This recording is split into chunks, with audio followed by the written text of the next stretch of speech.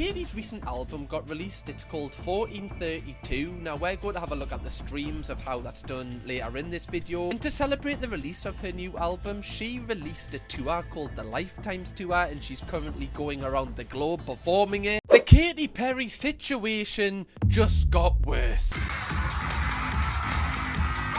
Sorry, what is this? Is this a Katy Perry song? Or is this some sort of bassline trap SoundCloud remix they're just playing while I browse up?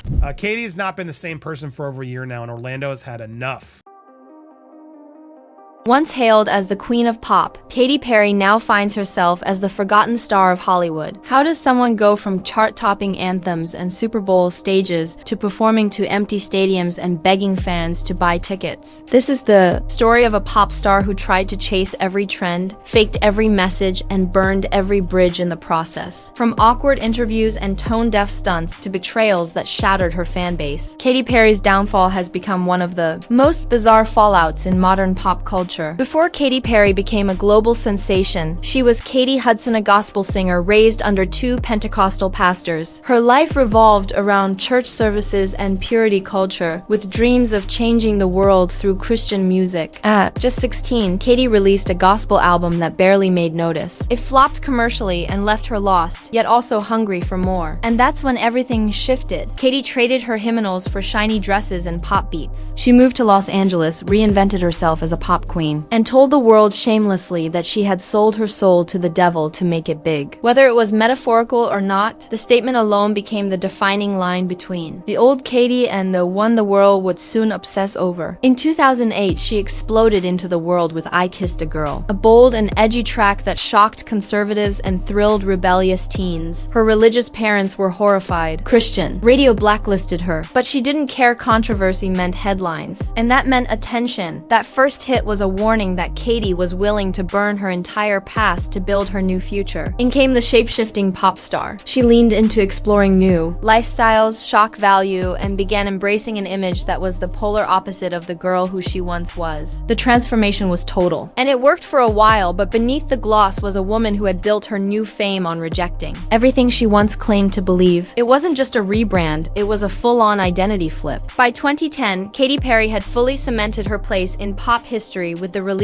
of Teenage Dream, the album that made her the first woman in history to land 5 #1 singles from a single record. Katy Perry was everywhere. She was untouchable, but behind the scenes, however, it wasn't Perry pulling the strings. The real mastermind behind her success was Dr. Luke, one of pop's most powerful producers. He crafted her hits with precision. The catchy hooks, the bubblegum sound, and the glittery visuals weren't her ideas alone. They were specifically engineered in the studio to dominate the music scene. Katy may have been the face of it all, but the power in reality wasn't hers, and this is where the first cracks began to show. As the public praised her for being a bold, independent pop star, those in the industry knew she was more of a puppet than an independent artist, and that became painfully clear when Katy's producer, Dr. Luke, was accused of mistreatment by fellow pop star Kesha. As the #FreeKESHA movement exploded online, Perry said nothing. She stayed loyal to the man who built her career, even as other stars took a stand.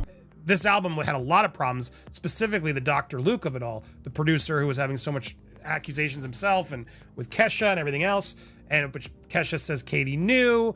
And then Katy basically was like, I don't care, I'm working with Dr. Luke again. While Katy dressed up her brand with empowerment and feminist messaging, she remained suspiciously quiet when it really mattered most. And suddenly her biggest hits began to feel different. The girl who once sang about roaring for strength and lighting up the world didn't seem so empowering anymore. She seemed calculated. And worst of all, she seemed fake, and that silence from her during the Kesha controversy would come back to destroy her very image she worked so hard to build. Katy Perry's careful image as a girl power icon was already starting to feel hollow, but it officially collapsed when her supposed feminism collided straight on with real-world accountability. For years, she rode on her empowerment. Anthems like Roar and Part of Me, preaching strength, independence, and self-worth. She received Billboard's Woman of the Year award in 2012, praised as a symbol of modern female empowerment. But the deeper you looked, the more it all just felt like a bunch of lies. Her brand was never really built on on activism. It was built on slogans, colorful brass, and rainbow wigs. While other artists used their platforms to take real stands, Katy stayed purely surface level. Her version of feminism was all meant to be marketable, not truly meaningful. No work with actual victims, just songs that sounded empowering but came from a team of men behind the curtain. When the Dr. Luke and Kesha scandal erupted, nearly everyone in the industry picked a side. Artists like Lady Gaga and Taylor Swift stood firmly behind Kesha, supporting her legal battles and calling out the misogynist systems in the music world. Meanwhile, Katy remained dead silent. And to make matters worse, years later, she publicly defended Dr. Luke, claiming that he would never harm her. Maybe that was true for her side of the story, but her refusal to even acknowledge the larger issue spoke volumes. It shattered the illusion she had sold her fans for nearly a decade. You can't claim to be a voice for women and then stand firm with the same producer accused of tearing women down. The hypocrisy was brutal, and fans didn't forgive it. Her reputation began to rot, and suddenly all those catchy lyrics felt like a lie. Katy had built her empire on the appearance of strength, but the minute things got uncomfortable, she chose silence and self-preservation. But what came next shattered whatever was left of her image completely. In 2018, during her time as a judge on American Idol, Katy crossed a line that would have ended anyone else's career. A 19-year-old contestant named Benjamin Glaze nervously confessed he'd never had his first kiss. But rather than respecting the moment, Katy told him to kiss her on the cheek, then quickly turned her head and kissed him on the lips on national TV. The crowd laughed, and the show played it off as harmless. But the internet didn't. People were furious. Had the roles been reversed with a male judge surprising a young female contestant with an unasked for kiss, the backlash would have been instant and brutal. But because it was Katy Perry, some tried to excuse it. Still, others saw it for what it was: invasive, inappropriate, and completely hypocritical. Here was a woman who spent years promoting boundaries and empowerment, yet violated a teen's personal space for a cheap TV moment. Then, another clip resurfaced, this time showing Katy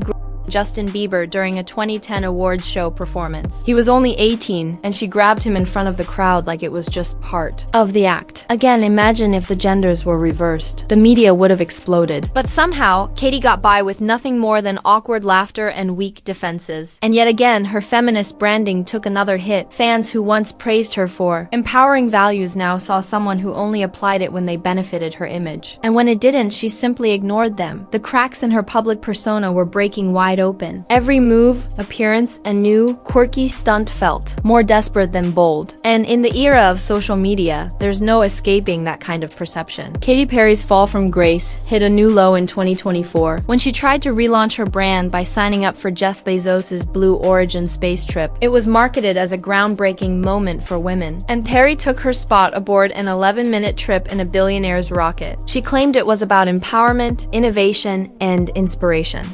What you're doing is you're like really finding the love for yourself because you gotta trust in yourself. But the public didn't see it as a feminist milestone. Instead, they saw a midlife crisis wrapped in a PR desperation. Critics dragged Katy for promoting elitism under the disguise of progress. And even her own fiancé, Orlando Bloom, couldn't fake his support anymore. According to reports, Bloom had warned her not to do it. He thought the space stunt was cringeworthy, tone-deaf, and downright embarrassing. Apparently, she received little to no support from Bloom, who blasted the embarrassing debacle during Explosive Row. Well, new reports are alleging it's because Orlando kept warning her about her cringeworthy space flights. Perry in particular became the internet's punching bag for it, obviously, as we all saw. He told her the whole thing looked ridiculous. But Perry ignored him, convinced that floating around with millionaires would reignite her pop relevance. Instead, it turned into disaster. Clips of her space training sessions were mocked relentlessly. Her speeches about trust and surrendering to the unknown felt less like inspiration and more like a script of what the people should want to hear. It is the highest high, and it is surrender to the unknown, trust, and this whole journey is not just about going to space. It's the training, it's the team, it's the whole thing. I couldn't recommend this experience more. What was supposed to be a comeback moment for Katy Perry became the final confirmation that she really was completely out of touch with reality. The world had changed, pop culture had evolved, but Katy was still trying to sell the same used slogans and sparkle. The space stunt backfired so hard that it didn't just ruin her upcoming album promotion. It triggered the final collapse of her 9-year relationship. Orlando reportedly grew tired of being used as a prop in Katy's PR obsession. Are saying that Katy Perry and Orlando Bloom have split up. Now, it's certainly not a surprise in one sense. We've been hearing rumblings now for a long while. Why did Katy Perry and Orlando Bloom break up after 9 years? Was constantly trying to warn her. And not only that about her bad moves, but also how she was using him, Orlando, to try to make this album a hit, which it never was. Now, notice, in 9 years, I hadn't seen them together until she needed to launch this new album. I never really saw them, and instead she was out there promoting the couple as much as the album. It was pretty awful. He had stood by her through awkward interviews, album flops, and red carpet embarrassments, but the space stunt was too much. It wasn't empowering, it was humiliating. And as Katy floated above Earth trying to chase the headlines, her real life came crashing down, and the world moved on without her. Then came the release of her new comeback album, 143. Promoted as her big return to her past form, the project was supposed to re-establish her dominance in the pop world. But from the moment the lead single titled Woman's World dropped, the backlash was immediate. Critics called it empty, dated, and painfully tone-deaf. Various news outlets gave it 1 star, branding the track unlistenable and out of touch. Fans weren't impressed either, and they were even more furious once they saw who helped produce it. It was Dr. Luke. Again, after years of public scrutiny, lawsuits, and serious allegations from Kesha, Katy still chose to team up with the producer, who helped build her early hits, yet destroyed her credibility. Fans who once excused her silence during the Kesha controversy could no longer look the other way. This was a choice that Katy deliberately made, and it felt like a betrayal. Katy had spent over a decade waving the flag of female empowerment, yet here she was, releasing her so-called feminist anthem under the production of a man accused of tearing women down, and the rest of 143 didn't perform any better. Critics shredded the album for lazy production, recycled beats, and lyrics that read like Instagram captions from 2014. There was no growth, no risk, and no soul.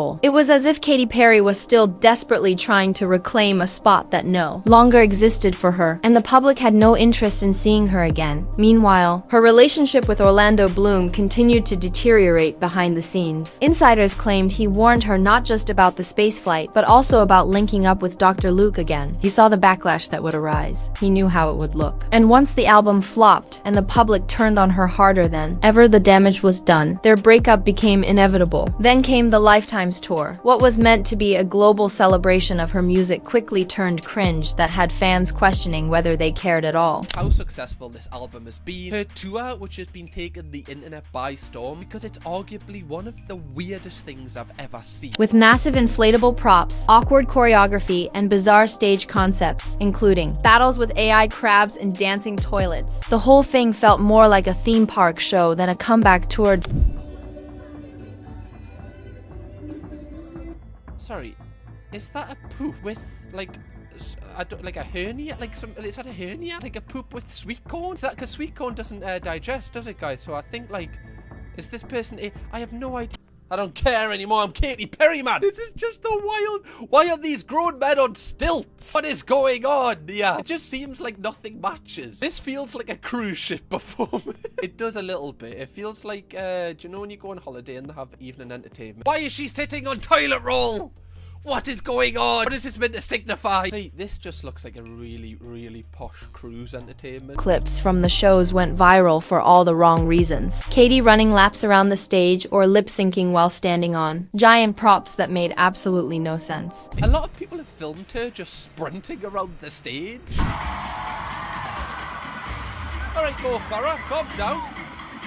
I don't know what it's meant to signify. I just think she wants to prove to people that she can run really fast. Obviously, she's paid for it here. And the audience looked more confused than entertained. Not to mention the turnout rates. Reports showed that over 70% of seats across North America were unsold. Entire arenas had blocks of empty chairs while Katy performed to scattered groups. Of fans, the media called it one of the most embarrassing live tours from a mainstream pop star in recent memory. Critics mocked the visuals, the pacing, and even her energy. Commentators joked that it felt like watching a cruise ship performance after too many drinks. It was so desperate that even loyal fans started turning on her. Nobody could understand how the Katy Perry had reduced herself to this. Meanwhile, Orlando Bloom reportedly reached his breaking point during the tour. Sources claimed he was tired of being featured more in interviews and social posts than as an actual partner. The constant treadmill stunts, fake PDA, and awkward attempts at couple branding wore him down. He felt used, and so after 9 years together, he left. And the internet exploded. Fans dissected every post, every lyric, and every moment she tried to spin the narrative. But the truth was clear: Katy Perry wasn't just losing relevance. She was losing everything. So Katy Perry did what most celebrities do when the backlash hits too hard. She ran to TikTok. But instead of showing real vulnerability, she went crazy. She posted motivational monologues she called empowerment speeches, but they sounded more like nervous breakdowns. Fans grew uncomfortable. Comments quickly flooded in mocking the tone, the delivery, and the sheer disconnect from reality. Her page became a place of forced positivity, staged content, and delusion. Gone was the pop queen who once filled stadiums and top charts. In her place stood a woman clinging to a version of fame that no longer existed. The internet had already made up its mind. She wasn't the star anymore. Her entire identity had become hypocrisy. She constantly preached empowerment while partnering with controversial producers. She claimed to be a voice for women, yet ignored. One of the most public cases of maltreatment in the music industry. She marketed herself as quirky and relatable, but floated through space in a billionaire's rocket for Instagram content. She always seemed more interested in controlling her image than actually being authentic. Meanwhile, the pop world had moved on. New stars like Olivia Rodrigo, Sabrina Carpenter, and Dua Lipa were dominating charts with fresh perspectives and real connection. Katy was irrelevant, and gone was her reputation, and nothing will be able to bring it back. What started as Katy Perry's shiny rise to fame ended brutally through her own bad choices, fake empowerment, and desperate stunts. Every move she made only pushed her further into irrelevance. She betrayed her brand, alienated fans, and lost the one person who stuck by her. And all that's left is a fading icon clinging to what she used to be. Because when your entire image is built on illusion, the truth will eventually catch up. And for Katy Perry, that moment is now.